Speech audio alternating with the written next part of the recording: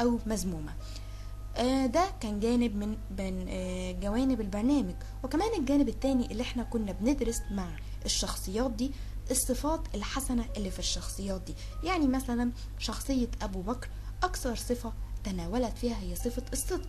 وكمان كان شخصية بجانب كده شخصية أبو بكر أصلا رضي الله عنه وأرضاه شخصية حسنة بكل المقاييس. يعني كان موجود فيه الكرم، العطاء، القيومية، صفة القيومية، كان موجود فيه صفة الإخلاص، كان موجود فيه صفة حب الله ورسوله. كل دي صفات جميلة جدا موجودة في شخصية سيدنا أبي بكر. ولكن أكتر صفة احنا حبينا نضرب عليها مثال هي صفة الصدق.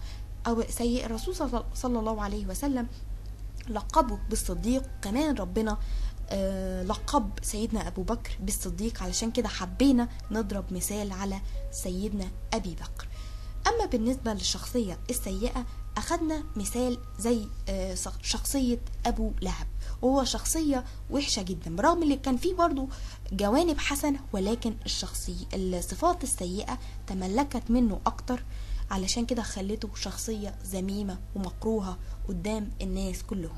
وعلى رأس الصفات السيئة دي صفة الأنانية، علشان كده ضربنا صفة الأنانية وأخدنا مثال ينطبق عليه صفة الأنانية دي في شخصية أبو لهب. طلعته كانت كالبدر، بسمته كحقول الزهر، رجلا برا بطلا حرا، كان الصديق أبو بكر،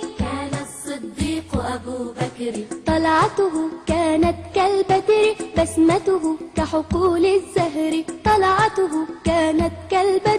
بسمته كحقول الزهر، رجلا برا بطلا حرا، كان الصديق أبو بكر، كان الصديق له قلب تملأه الحكمة والحب، فأحب الله أحب رسول الله،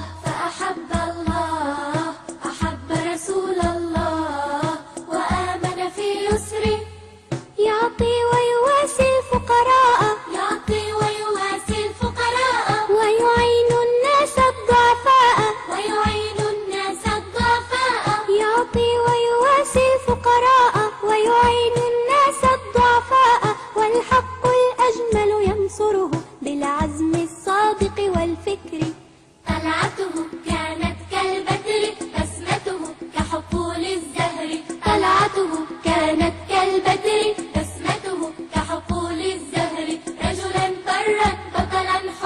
رجلا برا بطلا حرا، كان الصديق أبو بكر، المال يجود به كرما، وإذا ما أعطاه ابتسما، ما كان هنالك من أحد يسبقه في حب الخير،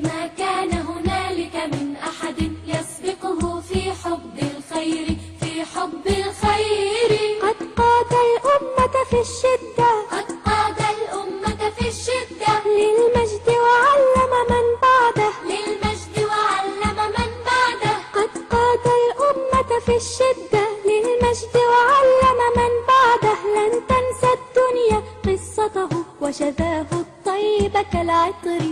طلعته كانت كالبدر، بسمته كحقول الزهر،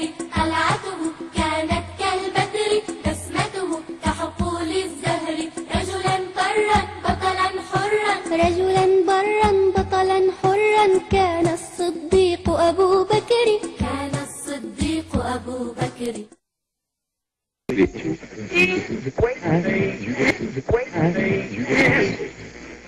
خليك هنا معانا على إذاعة معا إلى الجنة.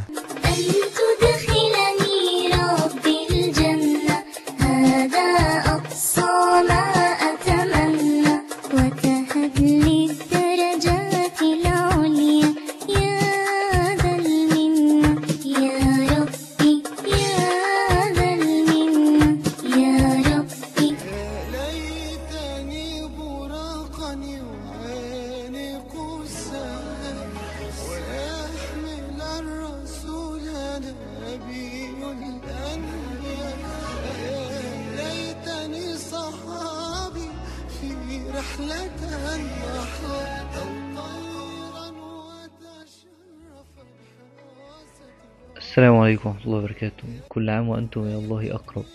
هنتقابل إن شاء الله مع بعض بصفة أسبوعية في برنامجكم أولو الألباب. أولو الألباب هم الصحابة اللي ربنا سبحانه وتعالى قدر ليهم الهداية وجعل عقولهم سبب ليها. هدفنا الكبير هو إن احنا إن شاء الله نمشي على الطريق الصحيح ونلتزم ونمشي على طريقهم. هدفنا البرنامج دوت إننا نتوقف عند كل موقف في حياتهم ونتدبره بعقولنا إن شاء الله عشان نوصل إن شاء الله في الآخر للجنة. جزاكم الله خيرا. السلام عليكم ورحمة الله وبركاته. محمد وأحمد محمودا وعند الله شهادة وحج وزكاة صوما وصلاة سلاما ونورا ويقينا من عند الله.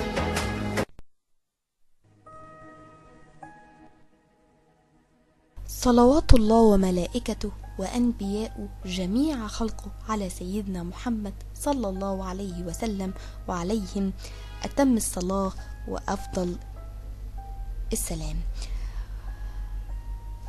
كنا اتفقنا قبل الفاصل ان احنا هنطور حياتنا في 5 حاجات. اول حاجة ندخل بسرعة في الموضوع وبلاش رغي علشان وقت الحلقة وعلشان نستفيد بأكبر قدر من الحلقة ان شاء الله اللي هتكون مؤثرة في كل واحد بيسمعنا بإذن الله. اول حاجة يا جماعة علشان نطور علاقتنا بربنا لازم نبص ل كذا حاجة. اول حاجة اللي هي الصلاة المفروضة. الصلاة المفروضة اول ما الاذان يأذن نحاول على قدر الامكان اللي احنا نقول اعوذ بالله من الشيطان الرجيم ونتوجه على مكان الوضوء ونتوضى ونبدأ نقول بسم الله ونتوضى ونحسن الوضوء ونقول في نهاية الوضوء اللهم اجعلنا من التوابين والمتطهرين اللهم امين. ونقول اشهد ان لا اله الا الله واشهد ان سيدنا محمدا عبد الله ورسوله. بالكلمة البسيطة دي هتفتح لينا أبواب الجنة الثمانية. وخلي بالكم اللي الرسول صلى الله عليه وسلم قال فيما معناه إن من أحسن وضوءه الصلاة بتاعته كانت مقبولة ومن أحسن وضوءه غفر له ما تقدم من ذنبه فيما معناه. ده أول حاجة. فدي حاجة بسيطة جدا ممكن إحنا نعملها وتكون نقلة كبيرة في حياتنا وفي علاقتنا بربنا. تاني حاجة يا جماعة عايزين نخلي لينا ذكر يومي أو ورد يومي. مش شرط يكون ذكر بمعنى التسبيح ومش شرط يكون ذكر اللي احنا نفضل نقوله كتير، بس احنا هنتفق اللي احنا نقوله يعني مرة بعد كل صلاة وده لمدة أسبوع، لأن الأسابيع الجاية إن شاء الله هنصعب الذكر ده.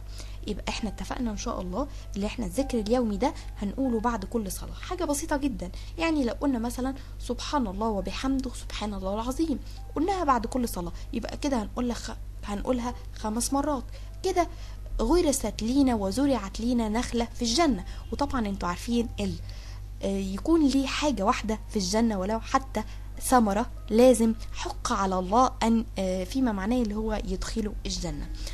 فحاجة بسيطة جدا نقدر ندخل بيها الجنة. تاني حاجة نتفق برضو عليها في الذكر اليومي اللي احنا نقرأ ولو صفحة من صفحات المصحف. وطبعا اللي سابقين المرحلة دي بنكلمهم اللي احنا ان شاء الله اللي هم ان شاء الله يعني يزودوا الذكر ده ويقروا جزء، ولو اللي قادر مستمر في الجزء ده يزود الذكر ده ويقرأ جزء ونص كده. يعني شوف انت واقف فين من المراحل اللي احنا بنقولها دي وزود عليها. تالت حاجة بعلاقتنا بربنا ومهمة جدا اللي احنا نصلي على الحبيب صلى الله عليه وسلم 1000 صلاة. 1000 صلاة اللي عنده سبحة 100 يقدر يعملها على السبحة دي 10 مرات، وحاجة بسيطة جدا ومش هتاخد مننا 5 ثواني. وتخيل بقى حبيبك صلى الله عليه وسلم قال اللي يصلي عليا 1000 مرة كل يوم فيما معناه اللي هو مش هيموت إلا لما يشوف مقعده من الجنة. شوف الجنة بحاجات بسيطة جدا نقدر نجيبها. سبحان الله. يبقى احنا اتفقنا كده على 3 حاجات بإذن الله هنعملهم.